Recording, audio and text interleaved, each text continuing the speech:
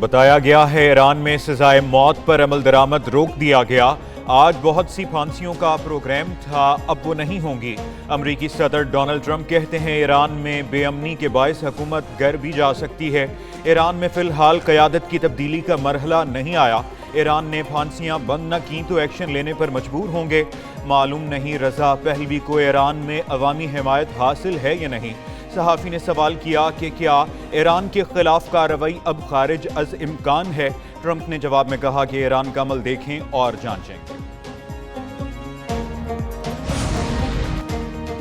ایران میں لوگوں کو پھانسی دینے کا سوال ہی پیدا نہیں ہوتا، ملک میں امن قائم ہے، صورتحال قابو میں ہے۔ ایرانی وزیر خارجہ عباس عراقچی کا امریکی ٹی وی کو انٹرویو، کہا مظاہروں میں موجود عناصر کو بیرون ملک سے کنٹرول کیا جا رہا ہے۔ ایران میں داعش طرز کی دہشت گرد کارروائیاں کی گئیں، پولیس اہلکاروں کو زندہ جلایا گیا۔ جون جیسی غلطی نہ دہرائیں، وہی نتیجہ نکلے گا جو پہلے نکلا تھا۔ عزم کو بمباری سے نہیں توڑا جا سکتا۔ ڈونلڈ ٹرمپ اور یورپی ممالک کی جانب سے خطرات کا سامنا ہے، سفارتکاری جنگ سے بہت بہتر ہے۔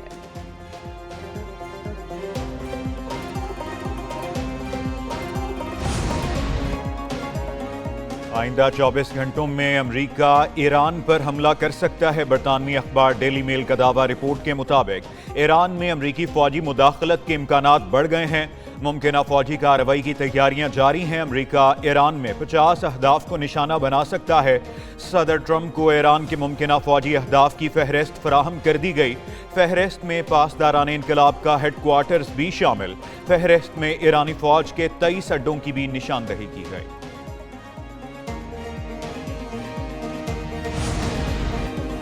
امریکہ کی دھمکی کے بعد ایران نے بھی اہداف طے کر لیے۔ ایران کا حملوں کے بعد امریکی اڈے تباہ کرنے کا فیصلہ۔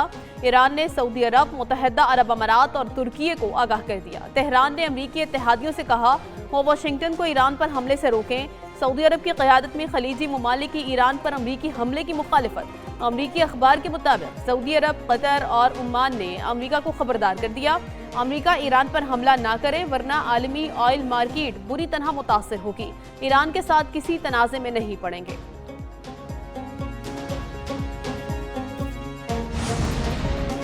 امریکہ کا پاکستان سمیت 75 ممالک کے لیے ویزا پروسیسنگ معطل کرنے کا اعلان۔ امریکی میڈیا کے مطابق امیگرنٹ ویزا پروسیسنگ غیر معینہ مدت کے لیے منجمد کی گئی۔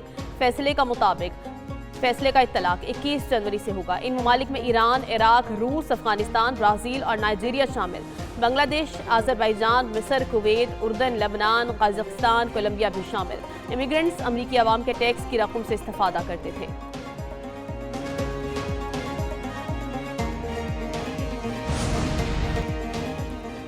ملک بھر میں شدید سردی کی لہر برقرار۔ بالائی علاقوں میں پارہ نقطۂ انجماد سے بھی کئی درجے نیچے گر گیا۔ لیا -12، سکردو -11، استور -8، گلگت -7، ہنزا -6 اور کلات میں -5 ڈگری ریکارڈ۔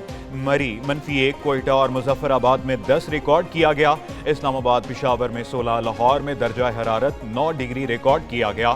شدید برف باری کے باعث سیاحتی مقامات کی رابطہ سڑکیں بند ہو گئیں۔ لاہور اور کراچی سمیت ملک کے مختلف شہروں میں دھند میں راستے گم۔ اندرون و بیرون ملک پروازوں کا شیڈول متاثر۔ کراچی ایئرپورٹ اور اطراف میں دھند کے باعث فلائٹ آپریشن جزوی متاثر۔ 10 پروازیں تاخیر کا شکار، کچھ شام کے لیے ری شیڈول کی جا رہی ہیں۔ موٹر وے کے مختلف سیکشن رات اور صبح کے اوقات میں بند رہے۔ حد نگاہ بہتر ہونے پر M2، M3، M4 اور M5 کو ٹریفک کے لیے کھول دیا گیا۔ موٹر وے پولیس کی شہریوں کو غیر ضروری سفر سے گریز کی ہدایت۔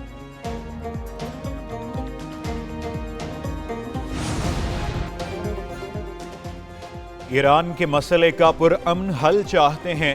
ایران کی صورتحال پر پاکستان کی نظر ہے۔ ترجمان دفتر خارجہ طاہر حسین اندرابی کی ہفتہ وار بریفنگ، کہا امید ہے ایران اپنے بحران پر جلد قابو پا لے گا۔ ایران میں بحران نے لوگوں کو مشکل میں ڈالا۔ پاکستان خطے میں امن و استحکام چاہتا ہے۔ صدر مملکت کا دورہ بحرین کے ساتھ گہرے تعلقات کا مظہر ہے۔ دورے کے دوران دو طرفہ اور علاقائی امور زیر بحث آئیں گے۔ امریکہ سے رابطے میں ہیں، امید ہے جلد امیگریشن ویزے بحال ہوں گے۔ قومی اسمبلی میں اپوزیشن لیڈر کے تقرر کا معاملہ، اسپیکر سردار ایاز صادق کی جانب سے آج فیصلہ متوقع۔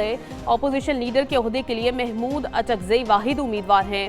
کل اپوزیشن لیڈر کی درخواست کے ساتھ اراکین کے دستخطوں کی تصدیق کا عمل شروع کیا گیا تھا۔ آج یہ عمل مکمل کر لیا جائے گا۔ اسپیکر قومی اسمبلی کو اپوزیشن لیڈر کی تقرری کا اختیار حاصل ہے۔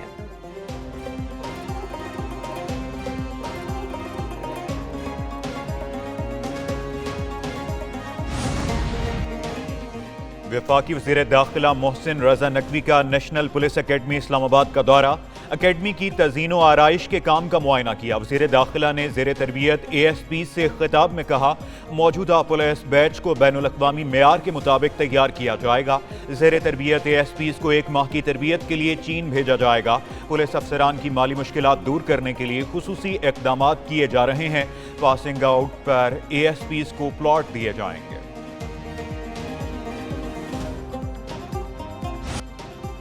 آئی S P R winter internship 2026 نوجوانوں کی فکری تربیت کا مؤثر پلیٹ فارم۔ پاک فوج کے زیر اہتمام آئی S P R winter internship کا 25 شہروں میں انعقاد۔ انٹرنشپ میں 45 سے زائد طلبہ کی شرکت۔ 12 جنوری سے 20 فروری تک آئی S P R winter internship جاری۔ انٹرنشپ میں شامل طلبہ و طالبات کو قومی سلامتی کے موضوعات پر خصوصی لیکچرز دیے جائیں گے۔ انٹرنشپ کا مقصد نوجوانوں کو فکری، تعلیمی اور قومی سطح پر مضبوط بنانا ہے۔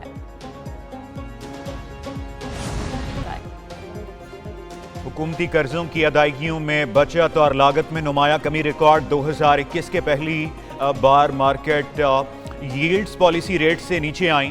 ٹی بل کٹ آف ریٹس میں 29 سے 34 بیس پوائنٹس کمی ریکارڈ۔ پاکستان انویسٹمنٹ بانڈز کی منظور شدہ مدتوں میں کٹ آف ریٹس 59 سے 70 بیس پوائنٹس کم ہو گئے۔ پی آئی بی نیلامی میں 450 ارب روپے کے ہدف کے مقابلے میں حکومت نے 448 ارب روپے حاصل کیے۔ سرمایہ کاروں کے اعتماد میں نمایاں بہتری دیکھی گئی۔